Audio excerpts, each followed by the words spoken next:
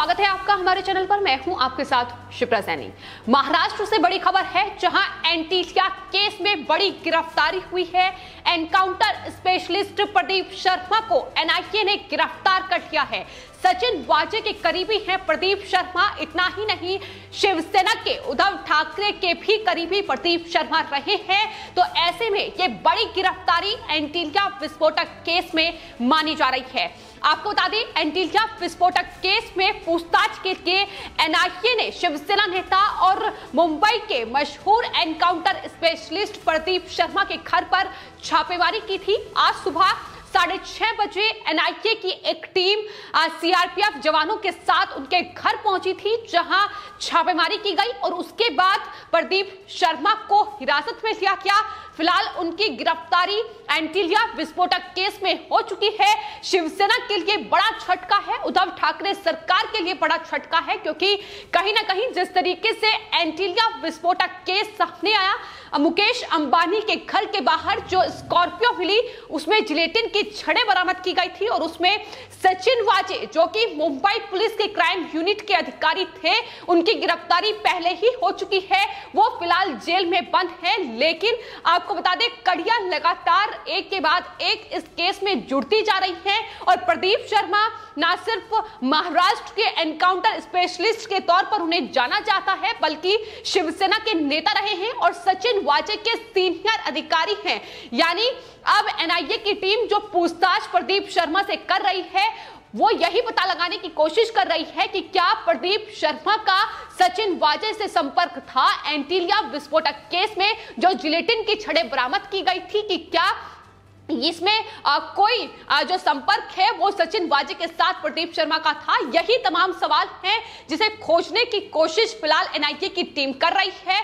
और आपको बता दें, प्रदीप शर्मा से एनआईए पहले भी पूछताछ कर चुकी है। अप्रैल में उनसे पूछताछ की गई थी, क्योंकि आपको बता दें, जो स्कॉर्पियो मुकेश अंबानी के घर के बाहर से बरामद की गई थी, जिसमें जिलेटिन की छड़ें मिली थी, उसका जो मालिक था मनसुख हिरेन, उसकी हत्या कर दी गई थी। और फिलहाल इन दोनों ही मामलों में एनआईए जो है वो जांच कर रही है और राष्ट्रीय जांच एजेंसी लगातार इसमें जो जांच का दायरा है उनका वो बढ़ रहा है। और अब प्रदीप शर्मा की गिरफ्तारी अपने आप में उद्धव ठाकरे सरकार के लिए बड़ा झटका है, क्योंकि उद्धव ठाकरे सरकार के एंटीलिया विस्फोटक केस से सीधे जो लिंक है वो पाए गए हैं। जिस तरीके से शिवसेना के नेता रह चुके हैं सचिन वाजे और वो एंटीलिया विस्फोटक केस में फिलहाल एनआईए की गिरफ्त में है, वो जेल में बंद है।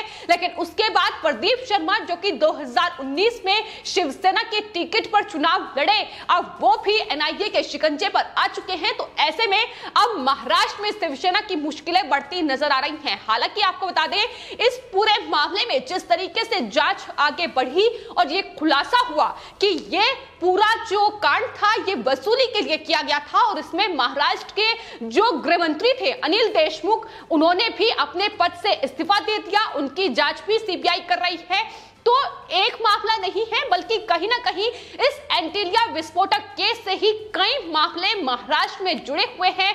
ना सिर्फ वसूली का, बल्कि किस तरीके से ट्रांसफर पोस्टिंग के नाम पर महाराष्ट्र में पुलिस अधिकारियों से वसूली की जा रही थी, इसका भी खुलासा हुआ।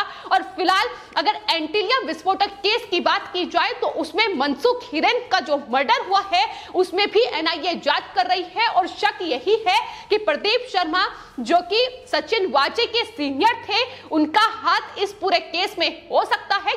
क्योंकि आपको बता दें, एंटीलिया विस्फोटक केस में जो शुरुआती जांच मुंबई एटीएस की ओर से की गई थी, महाराष्ट्र एटीएस ने अपनी जो रिपोर्ट सामने लाई थी उसमें इस बात का जिक्र किया गया था कि दरअसल मनसुख हिरेन, जिनकी हत्या की गई है, उन्होंने आखिरी जो कॉल है वो अंधेरी ईस्ट में किया है और उनका मोबाइल उसके बाद स्विच ऑफ चला गया। अंधेरी ईस्ट में ही प्रदीप शर्मा भी रहते हैं और यही वजह है कि मुंबई एटीएस और एनआईए के शक के घेरे में प्रदीप शर्मा सबसे पहले आए। एनआईए ने उनसे पूछताछ की और जिलेटिन की छड़ें, जो कि सचिन वाजे ने उस स्कॉर्पियो में रखी थी, उसमें भी यह माना जा रहा है कि प्रदीप शर्मा ने अहम भूमिका निभाई थी। और यही तमाम शक है एनआईए को, जिसके आधार पर उन्हें हिरासत में लिया गया है, उनकी गिरफ्तारी हुई है। फिलहाल पूछताछ जारी है। लेकिन एंटीलिया विस्फोटक केस में जिस तरीके से ये बड़े नाम सामने आए हैं, न सिर्फ सचिन वाजे जो मुंबई में क्राइम यूनिट के अधिकारी रहे, बल्कि प्रदीप शर्मा एनकाउंटर स्पेशलिस्ट, इसके अलावा मुंबई के पूर्व पुलिस कमिश्नर परमवीर सिंह, उनका नाम भी सामने आया। उनका ट्रांसफर किया गया, जिसके बाद उन्होंने गंभीर आरोप महाराष्ट्र सरकार पर लगाए, उद्धव ठाकरे पर लगाए। तो यही तमाम चीजें हैं जो इस केस में लगातार उद्धव ठाकरे सरकार की मुश्किलों को बढ़ा रही है और मुश्किलें कम होती नजर नहीं आ रही है। अब जिस तरीके से इन तमाम अधिकारियों के सीधे संपर्क शिवसेना से मिल रहे हैं, ये खुलासा हो रहा है कि शिवसेना ने इन्हें पार्टी में जगह दी है और यही लोग किस तरीके से महाराष्ट्र में वसूली को लेकर ये तमाम बड़े कांड करते नजर आए हैं, इसका खुलासा लगातार हो रहा है। तो ऐसे में अब जवाब उद्धव ठाकरे से मांगा जाएगा, लेकिन फिलहाल प्रदीप शर्मा की गिरफ्तारी के बाद एक बार फिर से एंटीलिया विस्फोटक केस में अब उद्धव ठाकरे पर सवाल उठने लगे हैं कि आखिर क्या सचिन वाजे के बाद अब प्रदीप शर्मा पर उद्धव ठाकरे जवाब देंगे, ये लगातार उनसे पूछा जा रहा है।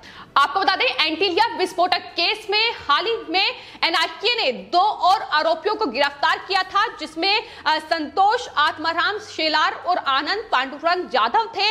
और उनसे जो जानकारी एनआईए को मिली है, अब उसके ही आधार पर प्रदीप शर्मा से पूछताछ की जा रही है। आखिर क्या कुछ पूछताछ की जाएगी, क्या आने वाले वक्त में देखना होगा। लेकिन फिलहाल जिस तरीके से गिरफ्तारियों का दौर बढ़ रहा है, लगातार गिरफ्तारियां एंटीलिया विस्फोटक केस में की जा रही हैं। आपको बता दें, सबसे पहले सचिन वाजे की गिरफ्तारी, लेकिन उसके बाद मुंबई पुलिस के कई ऐसे अधिकारी थे जिनकी गिरफ्तारी इस पूरे मामले में हुई है। अभी तक इस पूरे मामले में 7 लोगों को गिरफ्तार किया गया है, जिसमें 4 पुलिस अधिकारी हैं जिन्हें बर्खास्त इस मामले में किया जा चुका है, जिसमें सचिन वाजे, सुनील माने, रियाज काजी और कांस्टेबल विनायक शिंदे शामिल है। इसके अलावा एक क्रिकेट सट्टेबाज की गिरफ्तारी भी एंटीलिया विस्फोटक केस में हो चुकी है। लगातार इस केस में गिरफ्तारियों का दौर बढ़ रहा है, लेकिन सबसे बड़ा सवाल यही है कि क्या मुंबई पुलिस या महाराष्ट्र पुलिस जो जनता की सेवा के लिए जाहिर तौर पर वहां है, वो इस तरीके से तमाम सट्टेबाजी और तमाम वसूली कांड में लिप्त पाई गई है। किस तरीके से सबसे अमीर शख्स भारत के मुकेश अंबानी को निशाना बनाया गया, उनके परिवार को निशाना बनाया गया, उनसे वसूली करने के लिए ये पूरा एंटीलिया केस रचा गया। स्कॉर्पियो कार जिसमें जिलेटिन की छड़ें बरामद हुई और साफ तौर पर ये सामने आ चुका है कि किस तरीके से सचिन वाजे ने अहम भूमिका इस पूरे केस में निभाई है। जिलेटिन की छड़ों से लेकर तमाम ऐसी गाड़ियां बरामद की गई हैं जिसमें सबूत एनआईए के हाथों लगे हैं और यही वजह है कि इस वक्त सचिन वाजे जेल में हैं। लेकिन उसके बाद प्रदीप शर्मा से पूछताछ पहले भी हो चुकी है और अब उनके घर पर छापेमारी एनआईए की ओर से की गई, जिसके बाद उनकी गिरफ्तारी हुई है। तो जाहिर तौर पर कुछ ऐसे सबूत, अहम सबूत एनआईए के हाथों लगे होंगे, जिसके बाद प्रदीप शर्मा को गिरफ्तार किया गया है। लेकिन सवाल यही है कि क्या उद्धव ठाकरे अब इस्तीफा देंगे, क्योंकि शिवसेना से सीधा संपर्क उनका पाया गया है। 2019 में वो शिवसेना के टिकट पर चुनाव लड़ चुके हैं। तो इन तमाम अधिकारियों को शिवसेना ने अपनी पार्टी में जगह दी है। तो मुंबई के एनकाउंटर स्पेशलिस्ट प्रदीप शर्मा की गिरफ्तारी के बाद अब शिवसेना बीजेपी के निशाने पर आ चुकी है और किरीट सोमैया बीजेपी के नेता, उनका ट्वीट सामने आया है जिसमें उन्होंने सवाल उठाया है कि पहले सचिन वाजे जो कि शिवसेना के प्रवक्ता रहे हैं वो जेल में हैं, लेकिन उसके बाद मनसुख हिरेन मर्डर केस में प्रदीप शर्मा की गिरफ्तारी हुई है। वो भी शिवसेना के उम्मीदवार हैं, शिवसेना के नेता हैं। उन्होंने कहा है कि मनसुख हिरेन मर्डर केस में इस्तेमाल की गई प्राडो कार की सप्लाई शिवसेना के मंत्री अनिल परब के पार्टनर ने की थी। यह खुलासा भी किरीट सोमैया की ओर से किया गया है। किरीट सोमैया ने साफ तौर पर कहा है कि शिवसेना माफिया सेना है, वो शिवसेना नहीं रह गई है। जिस तरीके से लगातार एंटीलिया विस्फोटक केस में मुंबई पुलिस के ये अधिकारी अब फंसते नजर आ रहे हैं, वहीं नीतीश राणे का ट्वीट भी सामने आया है जिसमें उन्होंने ये लिखा है कि एंटीलिया और हिरेन हत्याकांड में गिरफ्तार या जांच कराने वाला प्रत्येक व्यक्ति प्रत्यक्ष और अप्रत्यक्ष रूप से आखिर शिवसेना से ही उसका संबंध क्यों है? यह सवाल नीतीश राणे की ओर से उठाया गया है।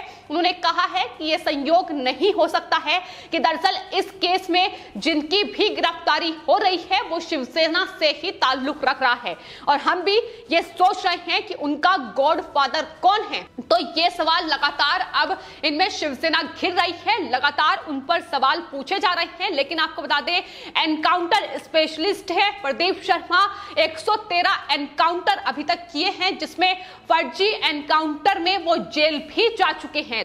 तो ऐसा नहीं है कि वो पहले मामले में फंसे हैं, बल्कि एंटीलिया विस्फोटक केस अपने आप में महाराष्ट्र में एक हाई प्रोफाइल केस है। जिस तरीके से मुंबई पुलिस के आला अधिकारियों पर शिकंजा इस केस पे कसा जा रहा है और अब सचिन वाजे से प्रदीप शर्मा का क्या संपर्क है और क्या प्रदीप शर्मा के शिवसेना से भी संपर्क होते हुए उनका इस्तेमाल इस पूरे मामले में क्या क्या है, इसका खुलासा भी जल्द ही प्रदीप शर्मा से पूछताछ में एनआईए कर सकते हैं। लेकिन इस बात का खुलासा भी हो चुका है कि सचिन वाजे जैसे सस्पेंड अधिकारी को शिवसेना ने अपने पार्टी में जगह दी और आपको बता दें क्राइम यूनिट में उन्हें अधिकारी बनाया जाए, इसको लेकर दबाव जो है वो जब देवेंद्र फडणवीस की सरकार महाराष्ट्र में थी उस वक्त भी दबाव उन पर बनाया गया। ये खुद महाराष्ट्र के पूर्व मुख्यमंत्री देवेंद्र फडणवीस ने खुलासा किया था।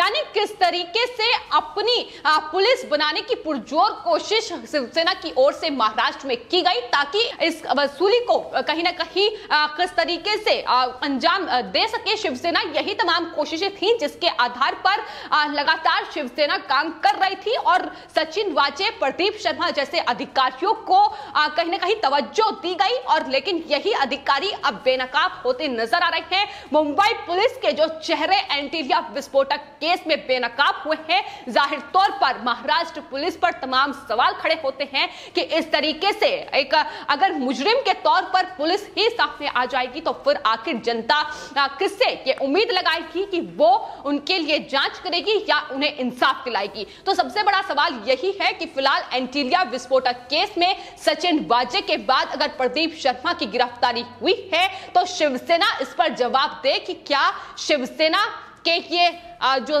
करीबी है प्रदीप शर्मा, इन्होंने किस तरीके से शिवसेना के साथ मिलकर इस पूरे वसूली खेल को महाराष्ट्र में अंजाम दिया है। इस पर ही अब सवाल लगातार शिवसेना से पूछे जा रहे हैं। लेकिन फिलहाल एंटीलिया केस में यह बड़ी गिरफ्तारी सचिन वाजे के बाद साफ तौर पर बताती है कि किस तरीके से महाराष्ट्र में महाविकास आघाड़ी सरकार एक वसूली सरकार बन चुकी है। उद्धव ठाकरे, संजय राउत जैसे नेता लगातार महाराष्ट्र में वसूली खेल को अंजाम दे रहे हैं, वो भी महाराष्ट्र पुलिस को मोहरा बनाकर। फिलहाल आपकी इस पूरे मामले पर क्या राय है हमें कमेंट बॉक्स में जरूर लिखें और चैनल को सब्सक्राइब करें। धन्यवाद।